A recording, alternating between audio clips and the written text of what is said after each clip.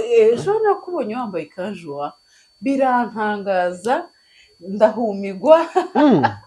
atangajwe Harya wari n'iki? wambaye ikanju wambaye n'intuze mu mutwe esharupe ese n'agatambara bakita gutera igitambara uhaye byari byagenze gute kugira ngo wambare ikanzu? urabona iyo umuntu afite amahoro mu mutima agomba no gutuma abandi bantu bavuga zabayeho. Umugabo yaraje guteza umugabo mugenzi wawe. Hari abagabo batatu b'inshuti zanje nibabona kino kiganiro barama bavuga ko ari ibyo barakwandikira kugira ko ari ibyo ntago ari nje nyine noneho ariko nibaza ndaba umugore ndaba umugabo ariko ngo ukuntu twakambwira kuza ushaka ukuntu mufite twanwa twiza ngo nariko mane nk'umugore noneho ngibaza ayo ko mashitani cyane no gukomesha satani. Icyo novuga muri uyu mwaka nk'ubu ngubu jewe mu nkuru nkora hari nk'ibiganiro nka bine mfite nanze gushiraho 2025 nabifashe tubona gifite Rwanda ikindi gifatira hano ntago nabishizeho. Kubera iki? Impamvu nabishizeho ni amakuru nahawe ngiye ndafitiye proof ndavuga nti reka ibi ngibi mbyihorere kambyihorere kubera ko bishobora gusa nabi kimwe bibiri bitatu bine reka mbyihorere. Ubu nyine gahunda ngiye mfite yo gukora ni ukuza tuvuga amakuru yo hirya no hino ariko twirinda gutangaza amakuru adafite ibimenyetso.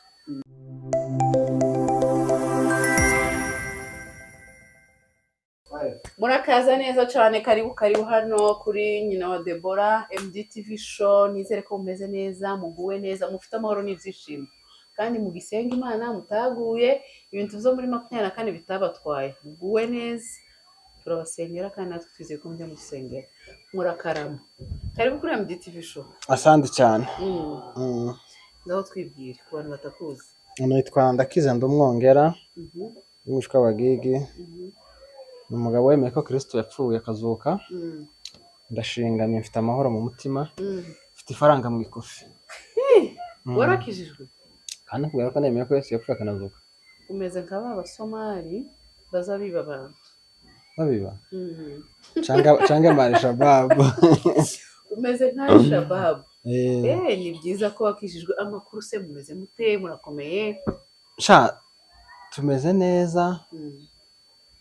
N'abuzukuru bameze neza nta kibazo. Utabuzukuru barindwi. Bameze neza. Turagumye mugana w'abarundi. Siko mbona wagira ngo uri kubeshya. Iyo mpambesha nje inza nseka. Ariko ndi seriye. Abuzukuru barindwi bawe se cyangwa mu muryango? None ndatangaye ndi mukuru. Abuzukuru. Wow. Uri umubyeyi se urubatse? Napaye nkadata. N'ubu turashaka ko dushaka kubaka izindi ngo. Kuriya umugabo n'ufite ngo ibikorwa bigari. Wabyemera se kuba washaka undi mugore? Urana gushaka abagore babiri cyangwa batatu bivana n'ubushobozi wa. Nugura ikiro cy'inyama hamwe, ugure n'ikindi ahandi. Tugure kimwe hamwe, ubundi ruguru kwepe. Noneho wabiretse kubera ko utabushobozi?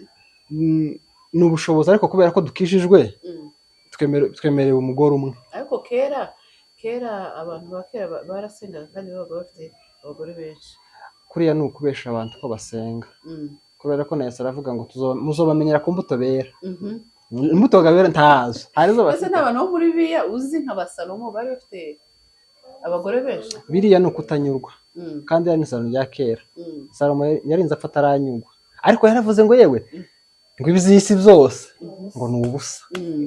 Mwakira ijambo. Amen.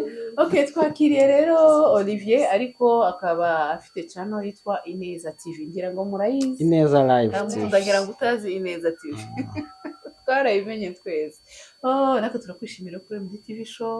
Twari tumaze igihe twifuza ko waza ukatuganiza nk'umujene papa ukiri mutoya. Uyu munsi rero ukaba waje nuko turabyishimiye cyane. Ngaho tubwire rero amakuru y'abapapa batoya muri iyi minsi ko turagenda twumva ibintu bitari byiza cyane. Abapapa batoya ibintu by'amakiya ngo byarabananiye no kubera iki? Ndakobesha gutya. Niko bimeze. Abagore banyu se inshuti zaje twirwa tuvugana. Azabandegera. Ese ko nanje bondega. Mubo borega nje sindimo pe. Ni muri rusange. gusa ubu ngubu kubera ko nyine ibintu byabaye ibindi mu rwego rwo hejuru, hari nk'igihe ubyuka wirukanka uhiga ukamara n'iminsi ine umva utararyama utaranabona n'abana kubera guhiga. naho gakera ya myaka ya ba data uzi ko mama yarambwiye ngo yarinze abyara umwana wa kabiri akiba mwa sebukwe. urumva rero papa yamwitaho atamwitaho kakarahari sokuru arahari bagomba kumwitaho. ariko ubu nyine twebwe turi kwibaga tukanipapa tukagira gute turi byose. urumva rero kuvuga ngo keya n'uyitanga ayitanga nyine amasaha make andi abahaye ahiga. nawe urabizi ukuntu Nairobi bimeze cyangwa n'ahandi hantu haba hameze. rero kuvuga keya ni ikintu kigoye ubu nyine, ariko ciza ni ikintu kigoye kandi ciza. none se kukigora kandi ari ciza, sinibaza ko ikintu ciza kigomba kugorana. tubone ikintu nemera, iyo ufite umugore cyangwa umugabo mubanye neza tantonganya mu nzu, urabizi ko abantu bapfa ubusa. kino gikombe tubagikuye aha bwa buntu bwo mu nzu nyine muza mushwanira mupfa buriya nyine ntahuje niyo kese. iyo uzutse n'umuntu ukamuha mwaramutse ukamwifuriza umunsi mwiza ukagenda mu kazi guhiga, ndumva nta kerenze iyo ngiyo. oya nabyo ni byiza, ariko abagore twebwe dukunda ibyo twumva. ahubwo abagore ngo mwicwa n'ibyo mubwibwa, abagabo bakicwa n'ibyo babona. nuko rero cyane cyane kubizi rero uzoza umubwira bimwica nta kibazo. kandi abagore bakunda utugambo ngo bambwiye ngo nibyo ngo nanabyumvishe. rero ejo nakubonye wambaye ikanzu birantangaza ndahumigwa. atangajwe wari wambaye ikanzu wambaye n'intuze mu mutwe esharupe ese n'agatambara bakita gutera igitambara uhaye byari byageze gute kugira ngo wambare ikanzu. urabona iyo umuntu afite amahoro mu mutima agomba no gutuma abandi bantu bavuga bakamuvuga. shuba sobanurira iriya kanzu rero. ese nije buriya ni wowe nyabona wumva ko nanagafasha umva nkunda ubuzima bworoshe mu karere ukanyuzaho nta kibazo. nkunda ubuzima bworoshe kandi ikindi nanga umuntu ushobora kumbwira uko ntwara ubuzima bwanje nta kibazo bwenge nza nkoresha tanje nigeze nkoresha. rero biriya kubikora ndi muzima ndi no mu rugo iwanje ndi no mu rugo iwanje banumva ntacyo bitwaye. none se ntabwo tumenyere ko abagabo b'abanyamurenge bambara amakanzu ngo wambare ikanzu tubone nyine wifotoje cyangwa uri muri video wambaye ikanzu. nakeneye ngo nyine mbone ico muvuga timwakibonye mugume muvuge kandi twakibonye kiranadutangaza. habe naje ndacatanga. uribuka ku bwa Yesu za ntumwa ze 12 tibambaraga amakanzu ariko apana nkariye wewe wambaye dera iriya ni ikanzu yanjye kiriya gihe yanjejewe no kwambara kiriya gihe era amadera yewe. ariko muri iyi minsi ari kugenda hazi tutudusha yego utuntu turi tofauti nibyo njyewe sinza kunda ko umuntu ambwira ngo ubuzima bwawe butware gutya. hari abanyandikiye ngo mana ngibire ibintu wakoze ngo nibabibona babibone nyine. nose ntabwo ubona ko bigayitse ntabwo bigayitse kuri njyewe kuri wowe wenda biragayitse ariko ntacyo bintwaye habe na kimwe. bakwandikiye abantu ngo noneho ngo iryo tabi bamwe ngo bagita gute nta kibazo bwenge nza nkoresha muri nshi kandi kujya nari maze no kwesitinga video nama gusa nse kuntu nashize kuri cana ahantu nama mbona karaka video ndavuga ati kuntura mugora bamuvuga kananje bamvuge taco bitwaye wana taco bitwaye pe wishize mu mwanya we ko bagiye kumuvuga ntabati njyewe ntacyo bintwaye nambaye ikanzu ahubwo nzo kandi no nakenyeye. abantu dukomeje gutungurwa dukomeje guhumirwa. hari wanyandikiye ngo tubuze undi mugabo iru nkama uko babonye iriya bura ntatangara uzi ico mutangaza se uzi ico mutangaza yotangazwa n'akaraka video ndi mu nzu atazi karimo wanje cyangwa ntago yotangara kuko ko wenda ushobora gukora n'ibirenze. ndi kuvuga ngo ico mutangaza nuko bonera video ndi mu rugo rw'abandi atari iwanje ico mutangaza bivuga ngo rero akanzu yawe n'undi mugore kandi urumva uko biri kose yiyambuye araryambara kira nico kintu gitangaje.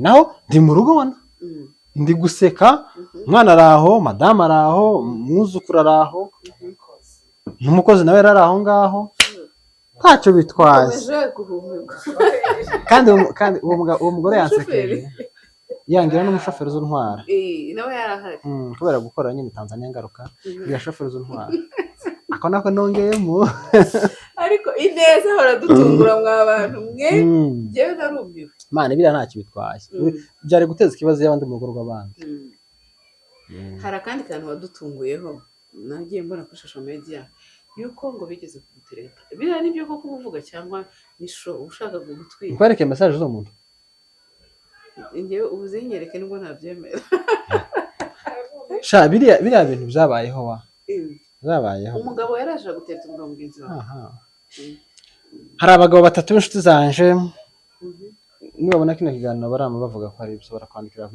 ari ibyo ntago ari nje nyine noneho ariko nibaza ndaba umugore ndaba umugabo ariko ngabona ukuntu twakambwira kuza ushaka ukuntu mufite twanwa twiza ngo nariko mara nk'umugore noneho ngibaza ayo ko mashitani cyane no gukomesha satani nenzwe ibintu mu bwoko bwacu bidashobora kubaho ni ukuri turabyumva mu mazungu biriho turabyumva mu mazungu twabyumva abantu batandukanye n'abanyakenya barahari cyane nabonye abantu benshi bavuga ngo uri gushaka gutwika ariko ni ukuri ko Imana pe hari abantu babizi babikora cyangwa babikora batobivuga ariko bitinde bitebuke biriya bintu bizagaragara Olivier nanjye narabibonye ndavuga ati none ntoga wasaze uvuga njewe mbibona iwawe kuneza TV ndavuga se byagenze gute yasaze yanyweye kanyanga naragikurikiye cyose ndakirangiza numva ndatangaye numva ngo nzaguha icyo ushaka ngo ariko ngo uzoze ngo tuje mu Mombasa dusoke tuje out wanaume kwa wanaume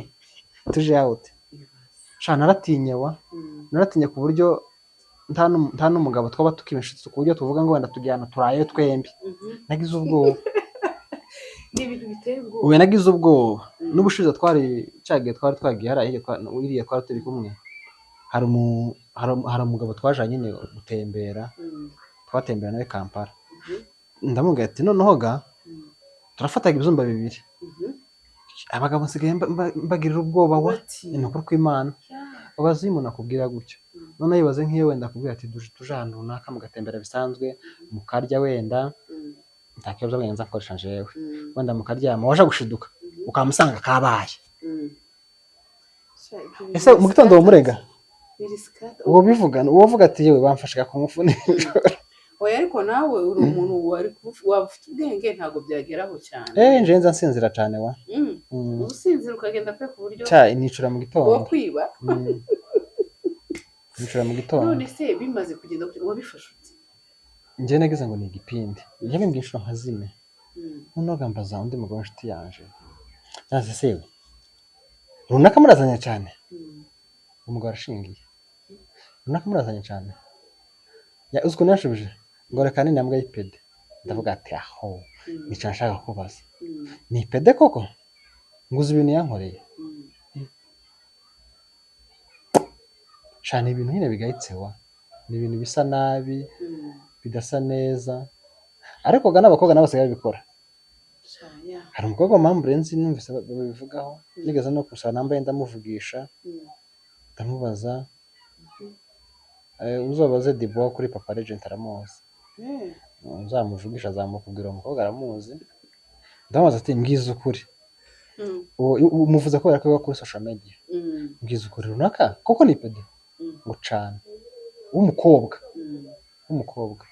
cyangwa tumuhamagara tumaze wumva umukobwa arabyemera se arambwira ati cyane abahungu basigaye banterese sema tinakundanye n'abahungu benshi ndababara hanyuma se inyungu iri mu bakobwa ni iyihe nta stress nke neza abahungu uwo n'umwe twamenye wenda hari n'abandi tutaramenya ariko barahari ni ibibazo bikomeye ntabwo njyewe birantungura cyane kandi bikanira n'agahinda ni ibintu biba bibabaje mu bwoko bwacu kumva ko bino bintu bihari ariko icyiza Trump we yabikuyeho iriya ariko wenda navaho ngo ni ukuzarasa navaho wenda bazongera wenda banabisubizeho ariko none se watangiye inama ku rubyiruko rw'abanyamurenge ku bantu bakiri bato urubyiruko rw'abana b'abahungu nibo mvuga n'abakobwa mugende mushaka imirimo mukora mureke gushukishwa amafaranga muje mu bidafite epfo na ruguru nose biba bifite amafaranga niyo mpamvu yarambwiye ngo ugira amafaranga iwe se arayagira ayakura hese muri ibyo nyine naketse ko simbihagazeho mu gukeka naketse ko wenda bagira nk'imiryango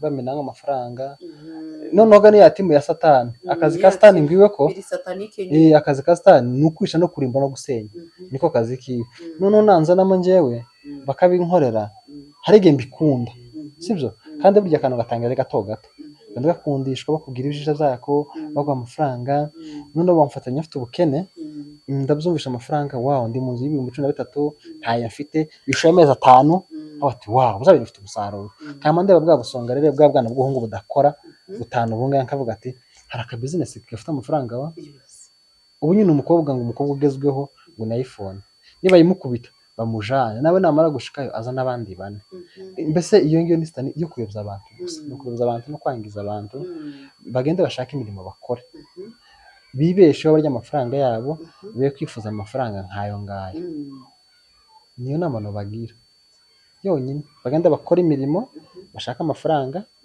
barekane n'ubwo buyobe yego hanyuma se wowe wumva umugabo w'icerekezo ari umugabo umeze ute umugabo w'icerekezo kwanza ni umugabo ukunda famiye ye akanikunda akifuza kuba we tifuze kuba nkundi ubona umugabo w'icerekezo kuri nje hanyuma se iyo ubona abagabo hano hanze benshi badakora abari aho wenda bafite sponsor ariko kumva ati bafite sponsor kandi wenda akabayeho n'ubuzima butari bwiza akumva nyine wenda atucuruza protector atagenda gukora ako kazi gato kamufasha kuba yagira n'utundi tuntu akora ngo ajye muri kimyozi ni ibintu hano tuzi ko abanyakenya bakora kandi babyiteje imbere nabo bo biba bihagaze bite sponsor rega nejo yapfa wa nukuri rozi bigiye biba ngombwa cyangwa bikaba byiza aba sponsor boza baheza abantu ibishoro bakikorera yego ese ubundi kuki atari ko bigenda bibaye sponsor badaha abantu amafaranga ngo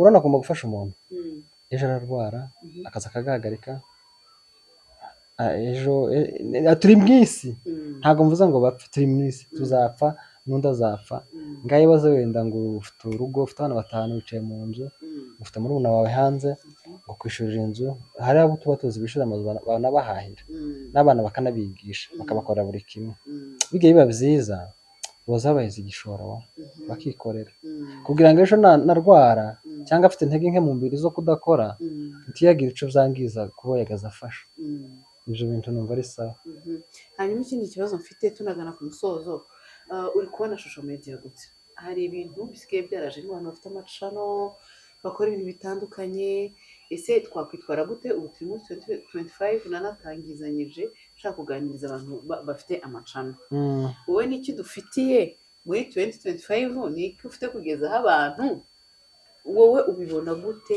abantu dufite za YouTube imyitwarire yacu ubona ihagaze gute muri iki gihe ese ubona hari itandukaniro rya mbere n'ubu nyine hano rero gufungura YouTube channel buri muntu afungura YouTube channel afite intego ntabwo njyewe uko nafunguye neza gahunda nari mfite neza siyo gahunda ya MDTV icyo navuga muri uyu mwaka